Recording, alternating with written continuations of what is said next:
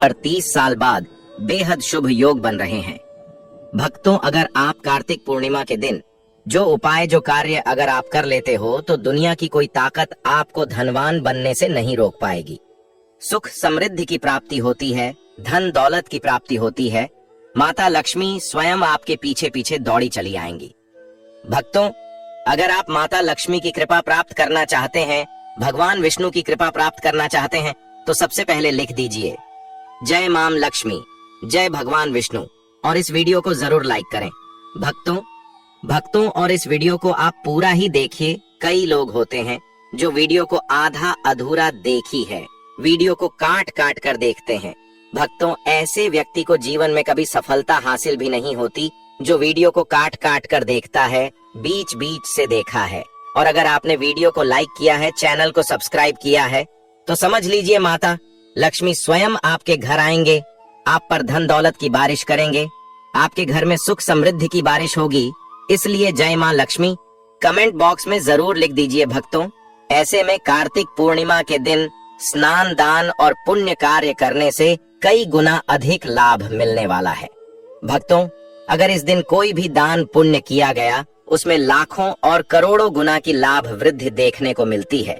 जैसा कि हम आपको बता दें कि कोई भी उपाय करेगी, कोई भी कार्य करेंगे, वह खाली जा ही नहीं सकता। इस दिन किया गया दान पुण्य हजारों और करोड़ों गुना दान पुण्य से ज्यादा फलदायी माना जाता है। भक्तों, आप सभी को हम बता दें, महायोग टीवी चैनल के ऑनर भी इस उपाय को जरूर करते हैं, इसलिए आप भी यह एक उपाय जरूर कर लेना चाहिए। भक्तों, ऐसा कहा जाता है कि माता लक्ष्मी दोनों हाथों से धन लौट आई है। जिस घर में भी यह उपाय कार्य किया जाता है, उनके घर कभी अन्य धन वस्त्र की कमी नहीं होती और लाभ ही लाभ होता है। भक्तों, कार्तिक मास में आने वाली पूर्णिमा तिथि का विशेष महत्व होता है। वैसे तो हर महीने आने वाली पूर्णिमा तिथि का विशेष महत्व होता है, लेकिन कार्तिक मास में आने वाली पूर्णिमा का विशेष महत्व होता है। दरअसल कार्तिक पूर्णिमा के दिन ही देव दीपावली मनाई जाती है। इस दिन स्नान दान करने से जीवन में खुशहाली आती है, साथ ही जीवन में सुख शांति और समृद्धि आती है। इस बार कार्तिक पूर्णिमा पर कई शुभ योग बन रहे हैं। ऐसे में इस दिन दान पुण्य करने का भी विशेष लाभ होता है। आइए जानते हैं कार्तिक मास कब है। कार्तिक मास की पूर्णिमा को कार्तिक पूर्णिमा का पर्व मनाते हैं। इसे देव दीपावली भी किया जाता है। इस दिन पवित्र नदियों में स्नान और दान किया जाता है। शाम को नदियों में दीपदान किया जाता है। गंगा घाटम पर दीपदान का विशेष आयोजन किया जाता है। कहा जाता है कि इस दिन गंगा में स्नान करने से सभी पाप धुल जाते हैं और भगवान विष्णु की कृपा मिलती है। इस साल कार्तिक पूर्णिमा का पर्व 15 नवंबर को मनाया जाएगा। इस दिन भगवान विष्णु और लक्ष्मी माता दोनों की पूजा की जाती है। आपको बता दें कि कार्तिक पूर्णिमा 15 नवंबर 2024 को सुबह 6:19 पर शुरू होगी और 16 नवंबर 2024 को सुबह 2:58 पर समाप्त होगी। भक्तों, आप सभी को हम यह भी बता दें कि कार्तिक पूर्णिमा पर बने शुभ योग। कार्तिक पूर्णिमा पर इस बार चंद्रमा और मंगल का राशि परिवर्तन योग दोनों एक दूसरे की राशि में रहेंगे। कार्तिक पूर्णिमा पर देर रात गजकेसरी राजयोग बनेगा, साथ ही इस दिन बुद्धादित्य राजयोग भी बनेगा। इसके बाद अब कार्तिक पूर्णिमा पर 30 साल बाद शश राजयोग बनेगा, क्योंकि अब अगले 30 साल बाद ही शनि कुंभ राशि में गोचर करेंगे। ऐसे में कार्तिक पूर्णिमा पर जो भी उपाय और दान पुण्य के कार्य करेंगे तो आपको उसका 100 गुना अधिक फल मिलेगा। भक्तों, आपको उपाय बताने से पहले एक छोटी सी जानकारी आपको हम बता दें कि राहु काल व भद्रा का समय कार्तिक पूर्णिमा या देव दिवाली पर भद्रा का साया रहने वाला है। ज्योतिष शास्त्र में राहु काल व भद्रा अच्छे कार्यों को करने के लिए शुभ नहीं माने गए हैं। भद्रा सुबह 6:43 से शाम 4:37 तक रहेगी। राहु काल सुबह 10:44 से दोपहर 12:05 तक रहेगी। भक्तों, आप सभी को हम बता दें कि इस दिन का राशि के अनुसार दान करना बहुत ही शुभ और मंगलकारी प्रभाव देखने को मिलता है। जो व्यक्ति राशि के अनुसार दान पुण्य करता है उसे कहा जाता है 1000 यौन के समान दान का फल मिलता है। इसलिए आप अपनी राशि के अनुसार दान जरूर करें। चलिए हम आपको यह बता देते हैं कि आपकी राशि के अनुसार किन चीजों का दान करना बहुत शुभ और मंगलकारी आपके लिए इस बार रहने वाला है। भक्तों, चलिए बारी बारी से सभी राशियों के बारे में हम आपको जानकारी आपगत कर देते हैं। फिर हम वह महा उपाय बताएंगे जो आपको सिर्फ और सिर्फ कार्तिक पूर्णिमा की रात्रि जरूर ही आपको कर लेना है, जिससे कि आपको लाभ ही लाभ प्राप्त होता है। माता लक्ष्मी ऐसे घर में दौड़ी चली आती है। भक्तों, चलिए पहले हम आपको वह सभी सामग्री बता देते हैं जो आपको दान करनी है, यानी कि राशि के अनुसार आपको दान पूर्ण करना है। चलिए जान लेते हैं। मेष, कार्तिक पूर्णिमा को स्नान के बाद आपको लाल वस्त्र, तांबे के बर्तन, केसर आदि का दान करना चाहिए। आपकी राशि का स्वामी ग्रह मंगल है। भक्तों, आगे जानकारी बताने से पहले आप सभी को हम बता दें कि महायोग टीवी चैनल आपको कभी कोई गलत जानकारी नहीं देगा, इसलिए महायोग टीवी चैनल की वीडियो को लाइक, चैनल को सब्सक्राइब जरूर करें। भक्तों, भक्ति वृष, आपकी राशि के लोगों को कार्तिक पूर्णिमा के दिन स्नान के बाद सफेद वस्त्र, चांदी, चांदी के आभूषण, घी, इत्र, सौंदर्य प्रसाधन की वस्तुएं आदि दान करनी चाहिए। आपकी राशि का स्वामी ग्रह शुक्र है मिथुन। आपकी राशि का स्वामी ग्रह बुध है, इसलिए आपकी राशि के जातक कार्तिक पूर्णिमा पर हरे कपड़े, हरे फल, पन्ना, कांसे के बर्तन आदि का दान कर सकते हैं। कर्क, इस राशि का स्वामी ग्रह चंद्रमा है। आपको कार्तिक पूर्णिमा स्नान के बाद चावल, दूध, शक्कर, सफेद कपड़े आदि का दान करना चाहिए। इससे लाभ होगा सिंह। कार्तिक पूर्णिमा को स्नान करने के बाद सिंह राशि वाले लोग लाल या नारंगी रंग के कपड़े, मूंगा, केसर, तांबा, घी आदि का दान कर सकते हैं। आपकी राशि के स्वामी सूर्य देव हैं कन्या। मिथुन की तरह आपकी भी राशि के स्वामी ग्रह बुध हैं। आप भी कार्तिक पूर्णिमा स्नान के बाद हरे कपड़े, हरे फल, पन्ना, कांसे के बर्तन आदि दान देकर लाभ ले सकते हैं। तुला, वृष के समान ही आपकी राशि का स्वामी ग्रह शुक्र है। आप कार्तिक पूर्णिमा को मोती, घी, इत्र, सफेद वस्त्र, हीरा आदि का दान कर सकते हैं। वृश्चिक, आपकी भी राशि के स्वामी ग्रह मंगल हैं। इनका शुभ रंग लाल है। आपको कार्तिक पूर्णिमा पर कस्तूरी, केसर, लाल कपड़ा, तांबा, भूमि आदि का दान करना चाहिए। धनु, देव गुरु बृहस्पति आपकी राशि के स्वामी ग्रह हैं। आप कार्तिक पूर्णिमा को स्नान करने के बाद पीले रंग का वस्त्र, हल्दी, सोना, पीतल की वस्तुएं, पुस्तक आदि का दान कर सकते हैं। मीन राशि के लोगों को भी ये वस्तुएं दान करनी चाहिए, क्योंकि आपकी राशि के भी स्वामी ग्रह बृहस्पति देव हैं। मकर और कुंभ, इन दोनों ही राशियों के स्वामी ग्रह शनि हैं। कार्तिक पूर्णिमा को स्नान के बाद काला तिल, कंबल, काला या नीला वस्त्र, गर्म कपड़े, लोहा, स्टील के बर्तन आदि का दान करना चाहिए। कार्तिक पूर्णिमा की उपाय, कार्तिक पूर्णिमा के दिन सुबह तुलसी जी की विधि विधान से पूजा करके शाम को उनके सामने शुद्ध देशी घी का दिया जलाना चाहिए। इस उपाय को करने पर सुख सौभाग्य की प्राप्ति होती है।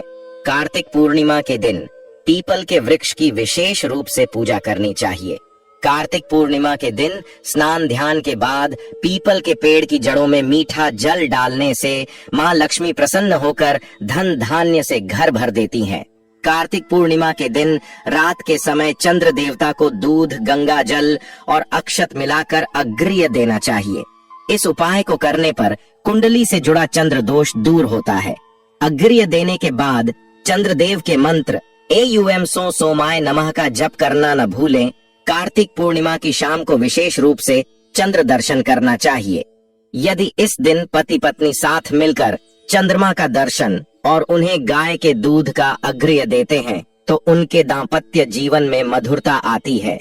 धन धान्य की कामना रखने वाले लोगों को कार्तिक पूर्णिमा के दिन श्री सूक्त, कनक धारा स्तोत्र, विष्णु सहस्त्र नाम का पाठ करना चाहिए।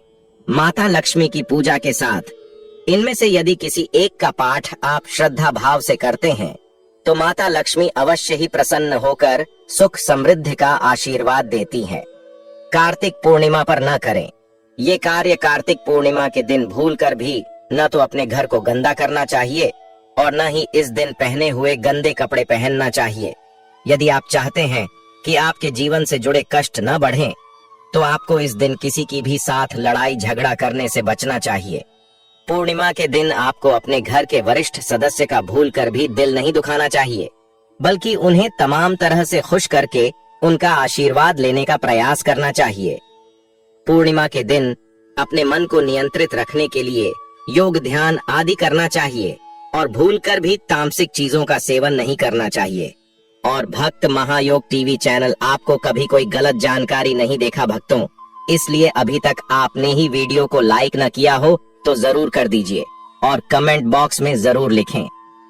दीपदान यदि किसी व्यक्ति के विवाह में लगातार अड़चने आ रही हैं, जैसे शादी तय हो जाने के बाद मुहूर्त ना मिलना या किसी कारणवश सगाई टूट जाना, तो ऐसे में कार्तिक पूर्णिमा के दिन अपने घर के आसपास के किसी तालाब या नदी में जाकर दीपदान करना चाहिए।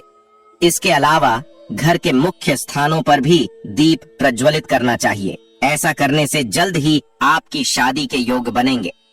तुलसी पूजन हिंदू मान्यताओं के अनुसार कार्तिक पूर्णिमा के दिन तुलसी का पूजन जरूर करना चाहिए। ऐसा माना जाता है कि तुलसी में सभी देवी देवता विराजते हैं, इसलिए तुलसी के पूजन करने से सभी देवी देवताओं का पूजन हो जाता है और शादी के योग बनने लगते हैं। साथ ही तुलसी को माता लक्ष्मी का रूप माना गया है, तो इसके पूजन से माता लक्ष्मी का आशीर्वाद भी प्राप्त होता है। गंगा जल से करें स्नान मान्यताओं के अनुसार यदि आपके विवाह में लगातार अड़चने आ रही हैं, तो कार्तिक पूर्णिमा के दिन आप स्नान करते समय पानी में गंगा जल की कुछ बूंदें जरूर डालें। ऐसा माना गया है कि इस उपाय से जीवन की बहुत सारी समस्याएं दूर हो जाती हैं और विवाह में आ रही अड़चनें खत्म हो जाती हैं। हल्दी का तिलक मान्यता है कि कार्तिक पूर्णिमा के दिन माता लक्ष्मी को हल्दी चढ़ानी चाहिए और इस हल्दी का तिलक अपने माथे पर लगाना चाहिए।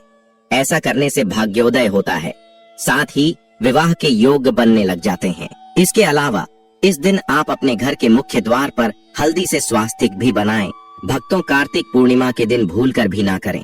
ये गलतियां नहीं तो आपको भुगतना पड़ सकता है, खूब आपको लगता है। और माता लक्ष्मी भी ऐसे घर में कभी नहीं रहती जिस घर में पूर्णिमा के दिन यह गलत कार्य होते हैं। आप सभी को हम बता दें कि हिंदू धर्म में कार्तिक पूर्णिमा का विशेष महत्व है। इस दिन स्नान और दान को बहुत महत्वपूर्ण माना गया है। कुछ खास नियमों का पालन करने से इस दिन का बहुत लाभ मिलता है। कार्तिक पूर्णिमा के दिन कुछ खास बातों का ध्यान रखना चाहिए और उन्हें करने से बचना चाहिए। कार्तिक पूर्णिमा के दिन इन बातों का ध्यान रखना चाहिए। कार्तिक पूर्णिमा के दिन चांदी के बर्तन या दूध का दान नहीं करना चाहिए। ऐसा करने से चंद्र दोष लगता है और आर्थिक परेशानियां हो सकती हैं। इस दिन घर में अंधेरा नहीं रखना चाहिए।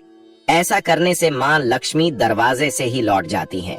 कार्तिक पूर्णिमा के दिन तामसिक भोजन जैसे मांस, मदिरा, अंडा, प्याज, लहसुन आदि का सेवन नहीं करना चाहिए। इस दिन किसी का भी अपमान करने से बचना चाहिए। इस दिन गरीब, जरूरतमंद, असहाय और बुजुर्गों से कटु वचन नहीं बोलने चाहिए। इस दिन तुलसी के पत्ते नहीं तोड़ने चाहिए। इस दिन जितना हो सके नमक के सेवन से बचना चाहिए। इस दिन घर में किसी भी तरह की लड़ाई, झगड़ा या क्लेश नहीं करना चाहिए। इस दिन दरवाजे से किसी को खाली हाथ नहीं जाने देना चाहिए। भक्तों, अगर आपने अभी तक महायोग टीवी चैनल को सब्सक्राइब न किया तो जरूर कर लीजिए। इस दिन अपने घर को बिल्कुल भी गंदा नहीं रखना चाहिए। इस दिन किसी के प्रति मन में द्वेष की भावना नहीं रखनी चाहिए। कार्तिक पूर्णिमा के दिन भूलकर भी तामसिक भोजन जैसा अंडा, प्याज, लहसुन, अंडा आदि नहीं खाना चाहिए। साथ ही किसी भी तरह का नशा नहीं करना चाहिए। नशीले पदार्थ का सेवन भी नहीं करना चाहिए। इस दिन किसी असहाय, गरीब और घर में किसी व्यक्ति को अपशब्द न बोले और न ही किसी का अपमान करें। इतना ही नहीं, इस दिन घर या बाहर कहीं पर भी किसी प्रकार का झगड़ा नहीं करना चाहिए। साथ ही कार्तिक पूर्णिमा के दिन चंद्रदेव की कृपा पाने के लिए ब्रह्मचर्य का पालन करना चाहिए। यदि संभव हो तो इस दिन भूमि पर सोना चाहिए। कार्तिक पूर्णिमा व्रत कथा एक पौराणिक कथा के अनुसार तारकासुर नामक एक राक्षस था। उसके 3 पुत्र थे, तारकक्ष, कमलाक्ष और विद्युन्माली। तारकासुर बहुत ही बलवान था। उसने धरती व स्वर्ग पर अपना आतंक मचा रखा था, जिससे परेशान होकर देवताओं ने भगवान शिव से उसका अंत करने के लिए प्रार्थना की। उनकी प्रार्थना सुनकर भगवान शिव ने तारकासुर का वध किया। इससे देवता बड़े प्रसन्न हुए। उसके तीनों पुत्रों को यह सुनकर बड़ा दुख हुआ और उन्होंने इसका बदला लेने के लिए ब्रह्मा जी की घोर तपस्या की। उनकी तपस्या से प्रसन्न होकर ब्रह्मा जी ने तीनों से वरदान मांगने को कहा। तीनों ने ब्रह्मा जी से अपने अमर होने का वरदान मांगा। ब्रह्मा जी ने अमरता के अलावा कोई दूसरा वरदान मांगने को कहा। इसके बाद उन तीनों ने कुछ देर तक इस पर बहुत विचार किया और फिर ब्रह्मा जी से कहा, आप 3 अलग अलग नगरों का निर्माण करें, जिसमें सभी बैठकर पूरी पृथ्वी और आकाश में घूम सकें। 1000 साल बाद जब हम मिलें तो हम तीनों के नगर मिलकर एक हो जाएं। जो देवता तीनों नगरों को एक ही बाण से नष्ट करने की क्षमता रखता हो, वही हमारी मृत्यु का कारण बने। उन सबकी नजर में यह एक असंभव कार्य था। उन्होंने उन्हें वह वरदान ब्रह्मा जी के निर्देशानुसार मैदानव ने उनके लिए 3 नगरों की स्थापना की। तार कक्ष के लिए सोने का, कमला के लिए चांदी का और विद्युन्माली के लिए लोहे का नगर बनाया गया। तीनों ने मिलकर तीनों लोकों पर अपना अधिकार जमा लिया। इंद्र देवता इन तीनों राक्षसों से बहुत भयभीत हुए और भगवान शंकर की शरण में गए। इंद्र की बात सुनकर भगवान शिव ने इन दानवों का नाश करने के लिए एक दिव्य रथ का निर्माण किया।